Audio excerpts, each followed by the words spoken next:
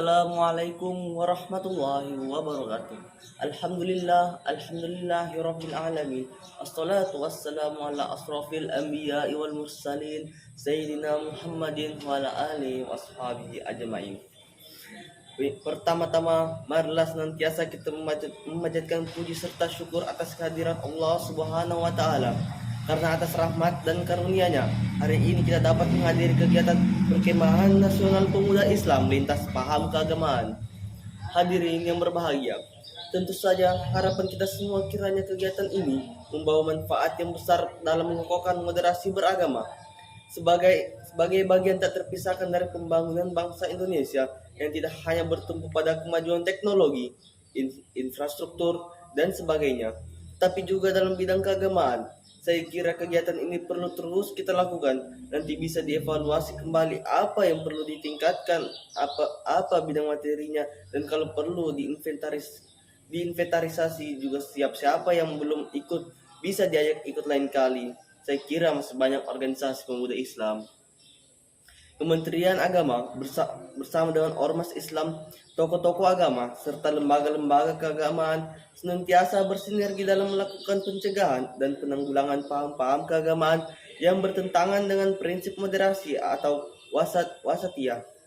Dengan adanya sinergi seperti ini, apalagi yang melibatkan para generasi muda, sebagai pelanjut estafet negeri ini, diharapkan nuansa keberagaman kita ke depan semakin membaik, semakin rukun dan arif, semakin santun dan toleran, serta mengedepankan kedamaian, bukan sikap beragama yang mengedepankan ujaran kebencian, hoaks, atau tindakan kekerasan mengatasnamakan agama.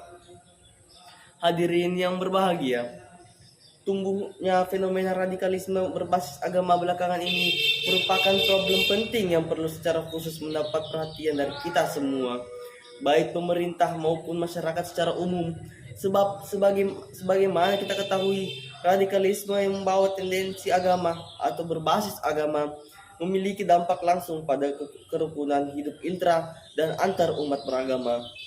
Tentu saja pemaknaan terhadap radikalisme ini perlu didefinisikan secara tegas dan jelas.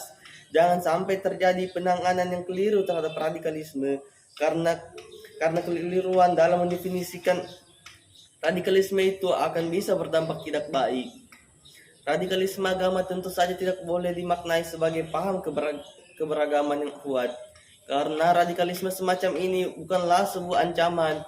Justru keyakinan yang kuat dalam beragama sesungguhnya merupakan keharusan agar keberagaman kita berdiri di atas fondasi yang kokoh dalam keteguhan iman yang tidak mudah diombang-ambing oleh faktor-faktor eksternal. Paham keberagaman semacam ini perlu diarahkan kepada nilai-nilai yang substansial, seperti penerimaan terhadap toleransi atas paham berbeda, menguatkan perdamaian, dan nilai-nilai lain yang substansial dari ajaran agama. Namun bila paham yang kuat dan mengakar itu disikapi paham-paham lain yang berbeda, bahkan memusuhinya dengan keras atau mengkafir-kafirkannya, itu adalah yang radikal. Di dalam Islam, pesan moderasi beragama senantiasa dilandaskan pada ajaran luhur, yaitu rahmatan lil alamin. Dalam kondisi faktual lain yang lebih memperhatikan adalah terdaftarnya usia muda 17 sampai 35 tahun yang terlibat dalam aksi terorisme terhitung sejak tahun 2002 sampai 2015. Lalu kejadian bom Bali pertama dan kedua, bom Kuningan, bom Masjid Polres Cirebon, hingga bom Tamrin seakan menjadi tantangan terbesar bagi Indonesia yang sebelumnya justru dikenal sebagai negara berpenduduk muslim yang mempunyai citra damai dan toleran. Sungguh sebuah pekerjaan rumah yang perlu kita perhatikan dan untuk kita waspadai bersama. Karena jika tidak maka fakta-fakta tersebut di atas justru dapat mengubah jalan kedamaian dan kerahmatan yang selama ini melekat pada tradisi dan kehidupan berbangsa kita.